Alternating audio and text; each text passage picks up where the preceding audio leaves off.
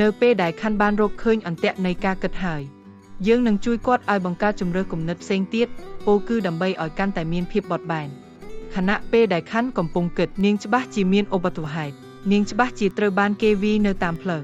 ក្នុងករណីនេះយើងអាចសួរខាន់ថាតើមិត្តស្រីធ្លាប់ពន្យាពេលផ្សេងទៀតកាលពីមុននឹងប៉ុន្មានដងហើយប្រសិនបើនៅក្នុងឱកាសទាំងនោះនៅពេលដែលនាងធ្លាប់បានពន្យាពេលនោះមូលហេតុពិតប្រាកដគឺនាងបានទទួលគ្រោះថ្នាក់ឬត្រូវបានគេវាយប្លន់តាមផ្លូវដូច្នេះជំរឿផ្សេងទៀតនៃការបកស្រាយជំនួសអាចជា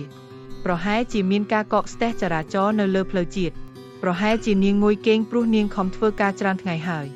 ប្រហែលជាខ្ញុំមានកំហុសហើយយើងមិនបានជួបគ្នានៅទីនេះទេសូមក្រឡេកមើលឧទាហរណ៍ផ្សេងទៀតនិងជំរឿរបស់ពួកគេនាងនឹងទៅចោលខ្ញុំមិនអាចបន្តរស់បានទេយើងមិនដឹងថាតើមិត្តស្រីរបស់គាត់នឹងចាក់ចេញពីគាត់ឬអត់ប៉ុន្តែយើងអាចសួរខាន់ជានិច្ចថាតើទំនាក់ទំនងពីមុនណាមួយត្រូវបានបញ្ចប់និងរបៀបដែលគាត់ដោះស្រាយខ្លួនឯងក្នុងស្ថានភាពនោះខាន់ប្រហែលជាធ្លាប់មានទំនាក់ទំនងមុនខ្លះហើយក្រោយពេលបែកគ្នាគាត់អាចបន្តជីវិតបានដូច្នេះការបកស្រាយជំនួសអាចជាទោះបីជាមិត្តស្រីរបស់ខ្ញុំចាក់ចេញពីខ្ញុំនឹងអាចរស់នៅដោយគ្មាននាងវាបានកើតឡើងចំពោះខ្ញុំពីមុនហើយខ្ញុំអាចបន្តជីវិតរបស់ខ្ញុំបានយើងបានឃើញពីរបៀបដែលវាបានផ្ដល់ជំរឿជំនួស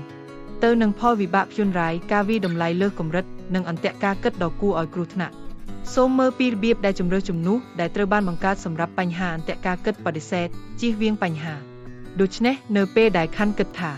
ខ្ញុំនឹងទូរស័ព្ទទៅនាងដើម្បីដឹងថាមានអ្វីកើតឡើងប៉ុន្តែខ្ញុំមិនគួរទូរស័ព្ទតទៅទេព្រោះនាងប្រហែលជាគិតថាខ្ញុំកំពុងតែបង្ខំនិងធ្វើឲ្យនាងខឹងខ្ញុំក្នុងករណីនេះខាន់គិតថាការទូរស័ព្ទតទៅនាងអាចធ្វើឲ្យប៉ះពាល់ដល់ទំនាក់ទំនងរបស់ពួកគេដូច្នេះគាត់ចង់ជៀសវាងប៉ុន្តែគាត់ក៏អាចគិតថា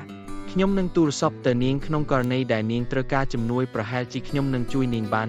ខ្ញុំនឹងទូរស័ព្ទទៅនាងដើម្បីដឹងថាតើនាងមកឬអត់វានឹងមានបញ្ហាប្រសិនបើខ្ញុំចាក់ចេញហើយនាងចិត្តមកដើរ